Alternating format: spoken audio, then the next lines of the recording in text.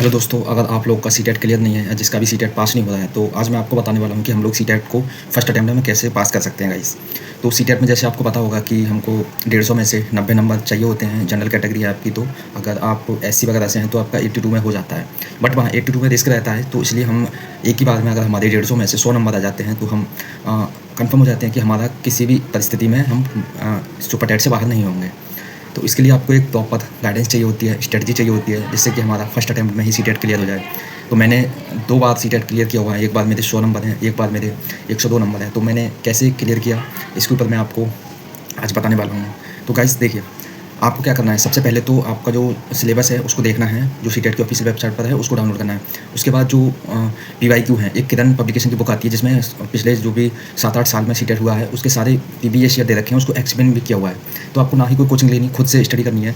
तो वो बुक, किरण की पब्लिकेशन की बुक को लाके आपको उसको एक-एक क्वेश्चन को देखना पढ़ना है उसको। और सेट जो है कम से कम आपको 2-3 बार लगाना है एग्ज़ाम से पहले। जैसे ही आप एग्ज़ाम होगा उससे 2-3 बाद पे आपको सेट लगाना है। और सब्जेक्ट वाइज़, जैसे आपका अगर मैथ वीक है तो मैथ की आपको प्रैक्टिस करनी है ज़्यादा से ज़्यादा।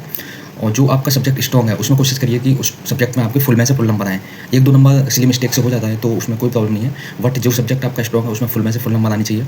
और हिंदी में जो पैसेज आते हैं और इंग्लिश में जो पैसेज आते हैं, अगर आपकी इंग्लिश है, अगर संस्कृत है, वो आपकी चॉइस के ऊपर डिपेंड करता है कि आपने क्या चॉइस किया है।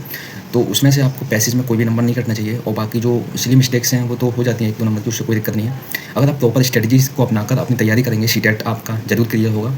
और कुछ मेरे जो बैच के, मेरा 22 बैच है डीएलएड, तो मेरे बैच के कुछ बच्चे हैं जिन्होंने सेकंड सेमेस्टर, थर्ड सेमेस्टर में सीटेट नहीं भरा था। वो ये सोच रहे थे कि हम जब हमारा फाइनल होगा 4th सेमेस्टर उस बार भरेंगे, क्योंकि अब सीटेट आया नहीं उस टाइम। तो अब वो बच्चे सिवाय उनके पछताने के अलावा उनके पास और कुछ नहीं रह गया, क्योंकि जो बीपीएससी टीआरई 4 है उनमें वो नहीं बैठ सकते क्योंकि उनका सीटेट क्लियर नहीं है। इसलिए मैंने सेकंड सेमेस्टर और थर्ड सेमेस्टर में 2 बार सीटेट को क्लियर किया हुआ था, क्योंकि मैं जानता था आगे का पता नहीं है, क्योंकि कंपटीशन दिन पे दिन बढ़ रहा है और एग्जाम का लेवल भी हाई होता जा रहा है। तो हमें जो चीज़ हमें जिस टाइम पे मिल रही है, हमें उसी टाइम पे वो चीज़ कर लेनी चाहिए। कोई भी चीज़ करिए, आपको आगे जाकर नुकसान नहीं देगी, वो फ़ायदा ही देती है। तो गाइस, कोई भी आप डिप्लोमा या फिर कोई भी कुछ कर रहे हैं तो आप उसको करिए और पूरी मेहनत से करिए, क्योंकि आने वाले टाइम में पता नहीं वो डिग्री या डिप्लोमा हमारा कहाँ काम दे दे। तो गाइस, आपको इसमें सीटेट में मेन प्रैक्टिस है। जितना आप ज़्यादा से ज़्यादा प्रैक्टिस करेंगे उतना आपको बेनिफिट होगा इसमें। और मेरा पर्सनल एक्सपीरियंस यही है कि जब तक आप प्रैक्टिस नहीं करेंगे, ओनली प्रैक्टिस, तो आपका सीटेट क्लियर नहीं हो सकता गाइस। तो थैंक्स फॉर वॉचिंग, मिलते हैं न्यू वीडियो में।